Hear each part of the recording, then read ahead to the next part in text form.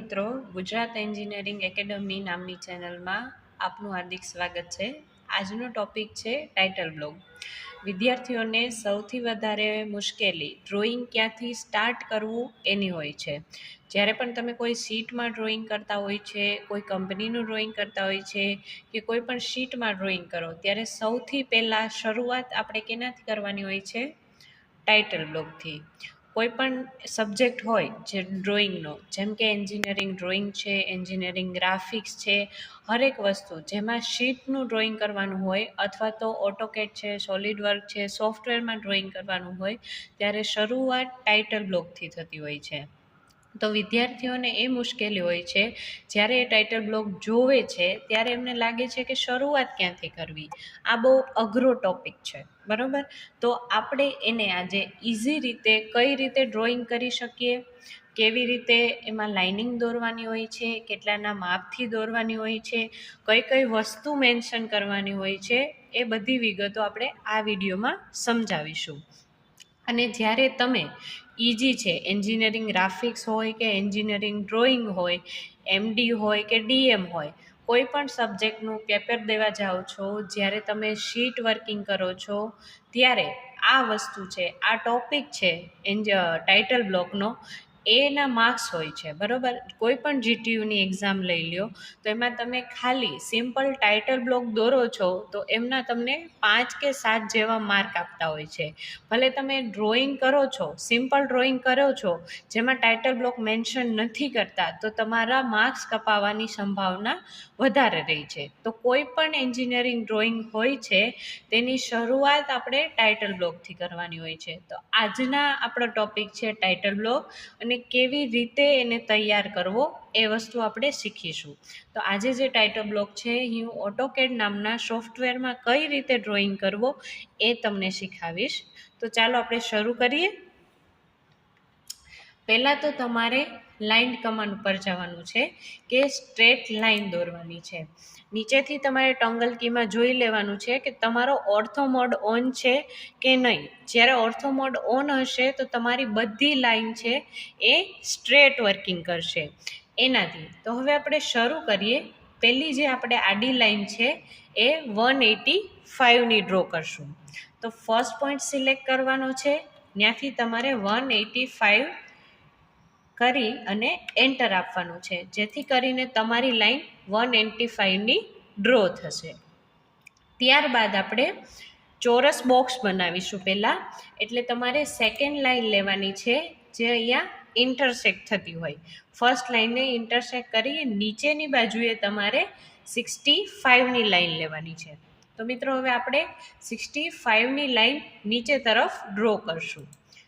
અહીંયા મેં આપી દીધું છે 65, એટલે આ લાઈન જે તમારી ડ્રો થઈ છે એ 65ની થશે. ત્યારબાદ મિત્રો આપણે આ સાઈડથી નીચે સેમ લાઈન ડ્રો કરવાની છે. તો આપણે શું કરશું કે લાઈનનું મેઝરમેન્ટ ના લેવું પડે તો આપણે એક નવો કમાન્ડ ઓફસેટ કમાન્ડથી બી આ લાઈન કરી શકીએ. અને એના માટે તમારે કીબોર્ડ ઉપર OFF ટાઈપ કરવાનું છે. ત્યારબાદ જે લાઈનને તમારે ઓફસેટ કરવી છે, આ લાઈનને ઓફસેટ કરવી છે, ત્યારબાદ જેટલા ડિસ્ટન્સે લાઈન જોઈએ છે એ આપણે જોશે 185. ત્યારબાદ શું કરશો, ઓબ્જેક્ટને સિલેક્ટ કરશો, સામેની બાજુએ 185 ઉપર 65ની લાઈન તમને ડ્રો થયેલી દેખાય છે. ત્યારબાદ સામેની લાઈન છે એને નીચેની સાઈડ આપણે 65 ઓફસેટ કરવી છે. તો આપણે શું કરશું, ઓબ્જેક્ટને પહેલાં સિલેક્ટ કરશું અને નીચેની બાજુ 65નું ડિસ્ટન્સ આપશું એટલે લાઈન ડ્રો થઈ જશે. તો આસાનીથી તમારું ચોરસ બોક્સ વિધાઉટ કોઈ કોમ્પ્લિકેશન તૈયાર થઈ ગયું છે. હવે આપણે શું કરશું, અંદરના બધા બોક્સ બનાવશું, પણ એમાં આપણે એક જ કમાન્ડ સિમ્પલી ઓફસેટ કમાન્ડનો ઉપયોગ કરી અને બધી લાઈન સિમ્પલી ડ્રો કરી શકશું. વારે વારે લાઈન કમાન્ડ લેવાની જરૂર નથી. તો આપણે 20નું ડિસ્ટન્સ, પહેલું જે બોક્સ છે એ 20ના ડિસ્ટન્સ ઉપર ડ્રો કરવાનું છે. તો આપણે લાઈન 20ની ડ્રો કરશું. તો પાછો ઓફસેટ કમાન્ડ લેશું. કીબોર્ડમાં OFF ટાઈપ કરતાં પહેલાં જ તમને ઓફસેટ કમાન્ડ દેખાઈ જશે. એના ઉપર ક્લિક કરી જે લાઈનનું ઓફસેટ લેવું છે એ લાઈન સિલેક્ટ કરી ત્યારબાદ ડિસ્ટન્સ આપશું, સિલેક્ટ કરી ડિસ્ટન્સ આપો 20નું, એટલે જે લાઈન બનશે એ 20 બનશે. ત્યારબાદ બીજી લાઈનનું ડિસ્ટન્સ રાખશું 15, ડિસ્ટન્સ આપશું 15, ધેન એન્ટર. ધેન ત્રીજી લાઈન બનાવશું 15ની, પાછું લાઈનને સિલેક્ટ કરશું, ડિસ્ટન્સ આપશું 15, એન્ટર, ધેન ઓકે. 3 લાઈન બની ગઈ છે, એક 20ના અંતરે, એક 15ના અંતરે અને બીજી બી 15ના અંતરે. હવે આપણે આડી લાઈન બનાવશું કે કમાન્ડને પૂરો કરવા માટે એસ્કેપ કી ભારે વખતે દબાવતું જવાનું કે જેથી કરીને તમારો કમાન્ડ પૂરો થઈ જાય છે.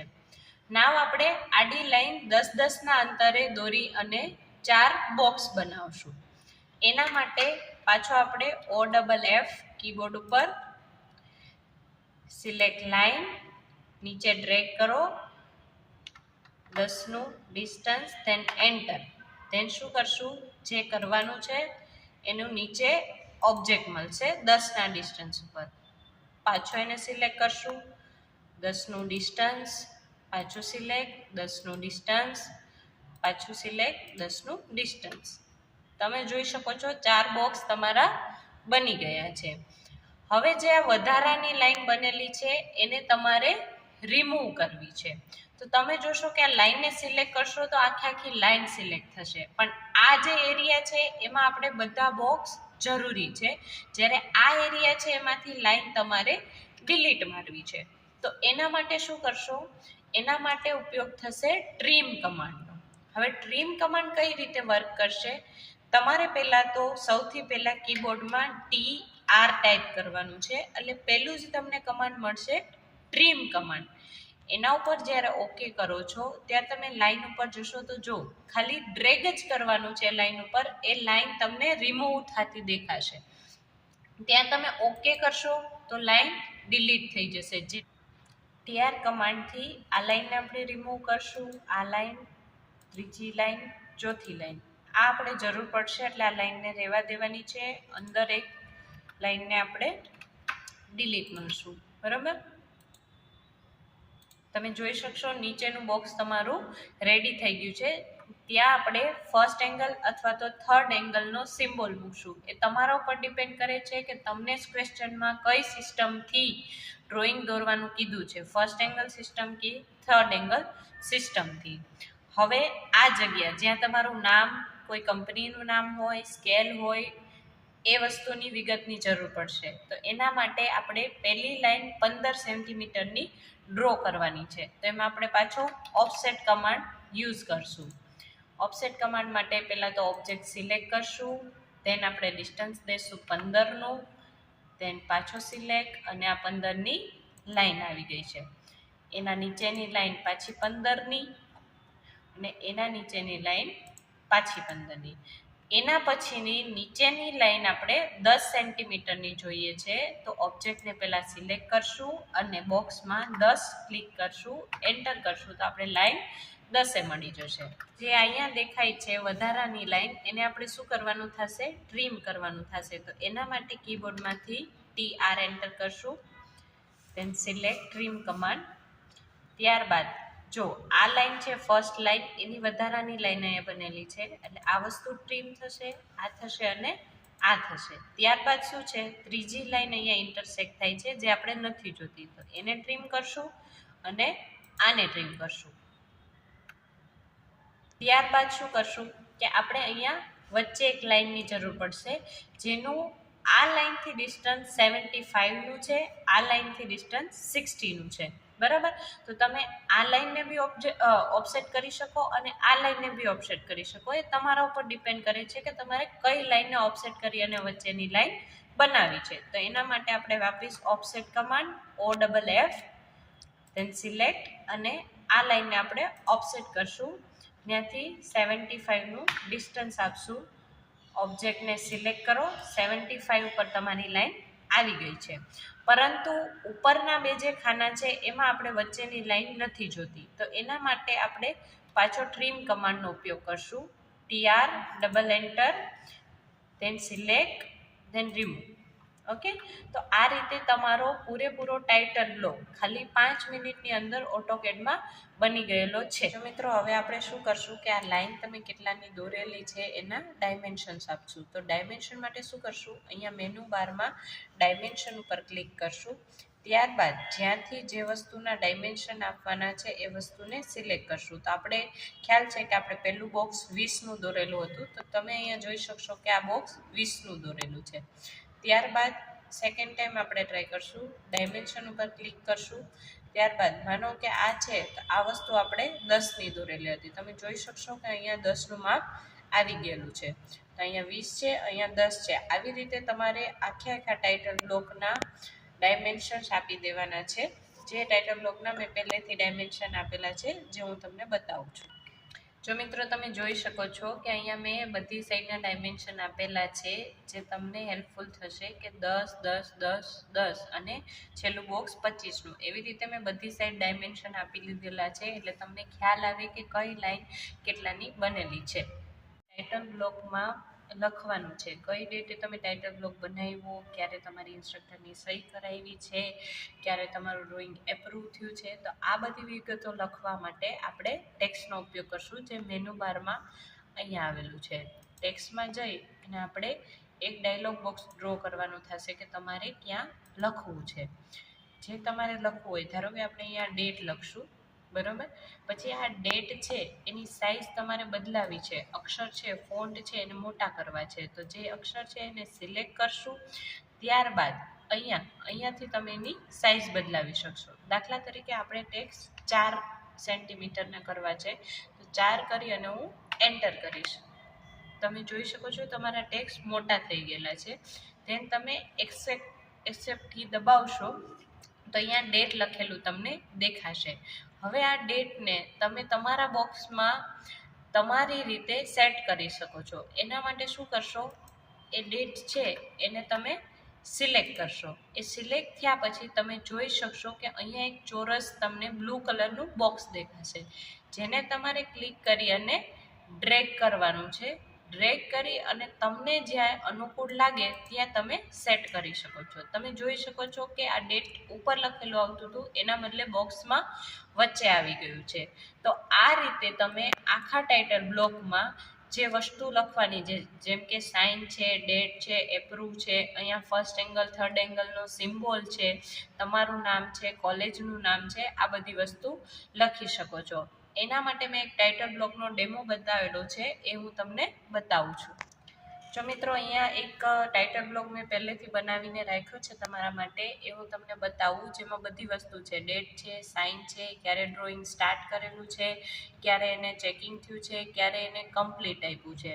ત્યારબાદ આ છે મારી ચેનલનું નામ, ગુજરાત એન્જિનિયરિંગ એકેડમી.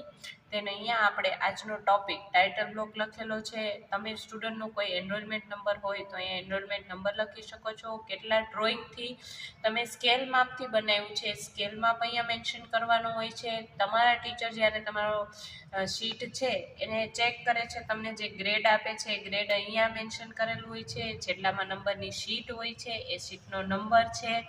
ધેન અહીંયા તમારું નામ, જેમ કે આ ચેનલમાં જે ભાઈ કામ કરે છે એમનું નામ છે રાઠોડ વિમલ, તો મેં અહીંયા એ નામ લખેલું છે. ધેન બધા ડ્રોઈંગના ડાયમેન્શન છે એ એમએમમાં છે, તો મેં એ વસ્તુ મેન્શન કરેલી છે કે all dimensions are in MM. અને આ સિમ્બોલ છે એ આપણે ફર્સ્ટ એંગલ સિસ્ટમનો સિમ્બોલ છે. જ્યારે થર્ડ એંગલ સિસ્ટમમાં તમે ડ્રોઈંગ કરતા હોય છે ત્યારે આનું ઉલટું ડ્રોઈંગ આવશે કે સર્કલવાળો પાર્ટ છે એ આગળ આવશે અને જે આ શંકુવાળો પાર્ટ છે એ પાછળ જશે. તો આવી રીતે તમે તમારો ટાઇટલ બ્લોક ડ્રો કરી શકો છો. અને જનરલી બધા એન્જિનિયરિંગના વિદ્યાર્થીઓને ખ્યાલ જ હશે, અને જેમને શીટ વર્ક આવી ગયેલું છે એમને બી ખ્યાલ હશે કે જે હંમેશા ટાઇટલ બ્લોક છે એ શીટની જમણી બાજુએ નીચેના કોર્નર ઉપર બનાવવાનું હોય છે. તો જ્યારે બી તમે શીટ ચાલુ કરો, કોઈ પણ ડ્રોઈંગ ચાલુ કરો, તો પહેલાં એની સ્ટાર્ટિંગ ટાઇટલ બ્લોકથી થતું હોય છે. અને જો કોઈને ખ્યાલ ના હોય તો બી ટાઇટલ બ્લોક હંમેશા શીટની જમણી બાજુ નીચેના કોર્નર ઉપર બનાવવાનું હોય છે. તો ભવિષ્યમાં આશા રાખું કે આગળ જ્યારે બી તમે શીટનું ડ્રોઈંગ કરો છો અથવા તો કોઈ સોફ્ટવેરમાં ડ્રોઈંગ કરશો ત્યારે સ્ટાર્ટિંગ તમે ટાઇટલ બ્લોકથી ચાલુ કરશો. અને આ પ્રોબ્લેમમાં કોઈ બીને હજી પણ કંઈ ડાઉટ હોય, પ્રોબ્લેમ હોય તો એ નીચે કોમેન્ટમાં લખી અને મારા સુધી મેસેજ પહોંચાડી શકે છે કે ભાઈ અમને આ પ્રોબ્લેમ છે, તો એનો શોર્ટ આઉટ અમે આ નેક્સ્ટ વિડીયોમાં આપશું. અને હા, જો તમને આ વિડીયો પસંદ આવ્યો હોય અને આના જેવા જ આગળના વિડીયો તમે જોવા માંગતા હોય તો અમારી ચેનલને પ્લીઝ સબસ્ક્રાઈબ કરો અને બેલ આઇકન પર ક્લિક કરો, જેથી કરીને અમે જે નવા વિડીયો બનાવીએ છીએ એ તમને તાત્કાલિક મળે અને તમને આગળનું નોલેજ મળે અને તમારા માટે હેલ્પફુલ થઈ શકીએ. અને અમારી માટે બી તમારા કોમેન્ટ અને તમારી લાઇક્સ બહુ માયને રાખે છે.